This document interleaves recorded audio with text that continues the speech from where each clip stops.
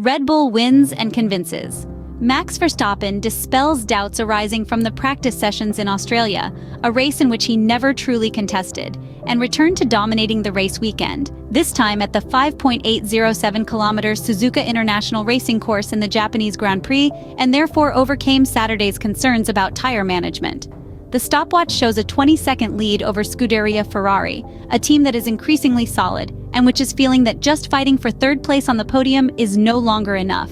Updates will be crucial for the upcoming races, and the ones introduced by the world champion team at the Suzuka circuit have clearly provided positive feedback for the Austrian side. It might be said that doubts about Red Bull's race pace did not have a solid foundation, and were in fact caused by the fact that the RB20 cars were carrying a heavier fuel load than the competition during the free practice sessions.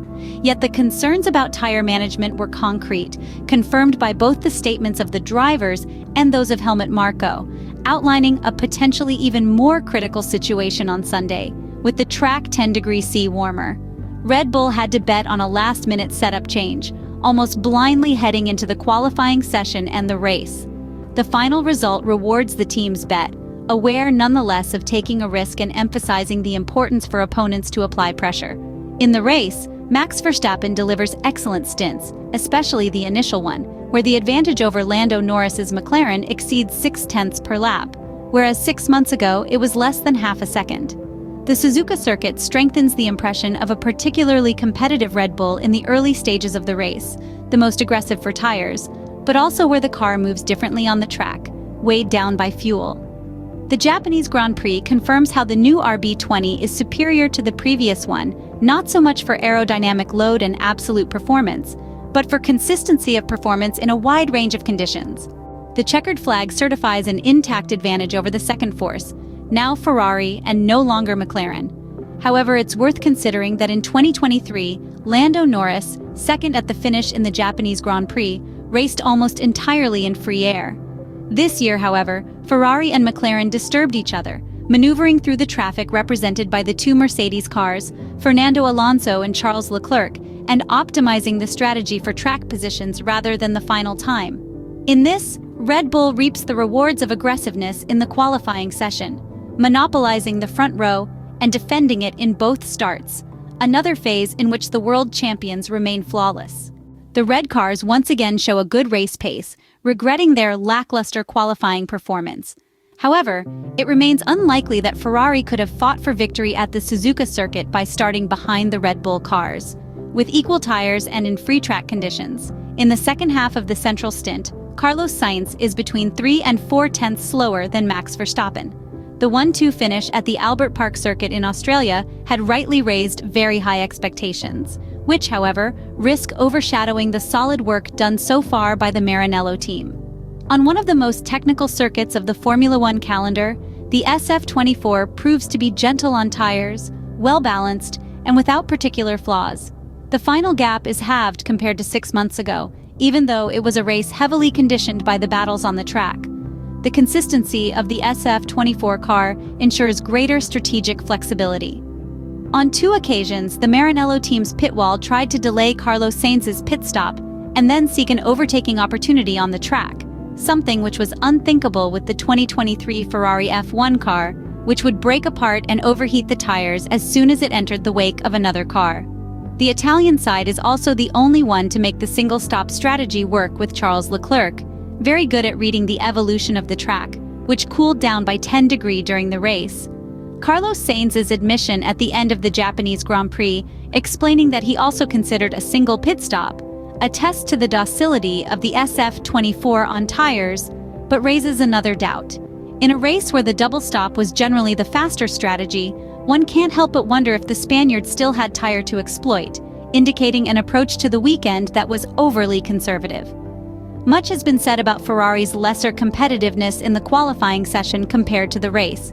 However, it's a much broader aspect that concerns the compromise between tire management and exploitation, between consistency of pace and absolute times, not only on Saturdays, but also in the race. It's a balance in which Red Bull at Suzuka proves superior, with the doubt whether, with a different setup, the prancing horse could express an even better pace. The balance between the two aspects is not something immutable and solely linked to the car's design, but something that can be intervened upon. Immediately in Maranello, the tire preparation lap in qualifying will be reviewed, also considering different suspension adjustments for a better race pace. Looking ahead to the short-term future, progress will obviously depend on the upcoming development of the SF24 car, with the first updates for the prancing horse arriving between the race at the Miami International Autodrome and the Imola circuit in Italy. Meanwhile, Red Bull already moves forward with its development plans, introducing an important package of innovations for this weekend in Japan, more than a month ahead of their rivals. This was possible also because the world champions still benefit from the time invested in 2023, with the development of the RB19 interrupted months earlier, given their huge performance advantage, therefore being able to anticipate both the basic configuration of the RB20 and the first updates for the 2024 Formula One project. At the Suzuka circuit, Ferrari is one of the very few teams to significantly approach Red Bull, establishing itself as one of the teams that have worked best in recent months. In Japan, McLaren moves from being the second to the third force, with Lando Norris crossing the finish line with 10 more seconds behind as compared to last year, conditioned, however, by time lost in the battle with the Ferrari cars.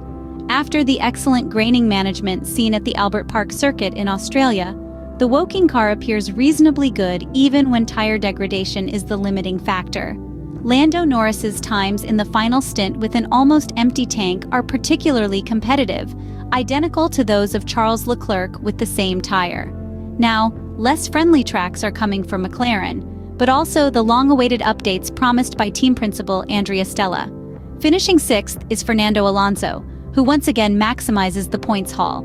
At Suzuka, Aston Martin introduces a wide range of innovations that for the moment do not seem to alter the balance of the car, as happened in 2023. The Silverstone team shaves off 30 seconds from the final gap to Max Verstappen, who nonetheless breaks the 40-second barrier.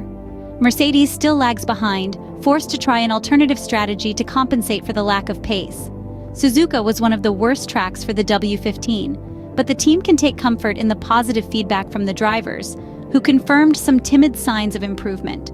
Closing the points zone in this fourth round of the Formula One Championship is the Racing Bulls team, propelled by the excellent Yuki Tsunoda, who secured a point in front of his home fans and by the first significant updates to the floor. Racing Bulls can count on the best car in the second half of the 2024 Formula One grid, with Haas as its first challenger. The Haas VF24 single-seater leaves behind last year's advantages of a better pace in terms of flying laps to make way for a more drivable, gentle on tires and consistent car on Sunday in race pace, qualities that it not surprisingly shares with Scuderia Ferrari's SF24 car.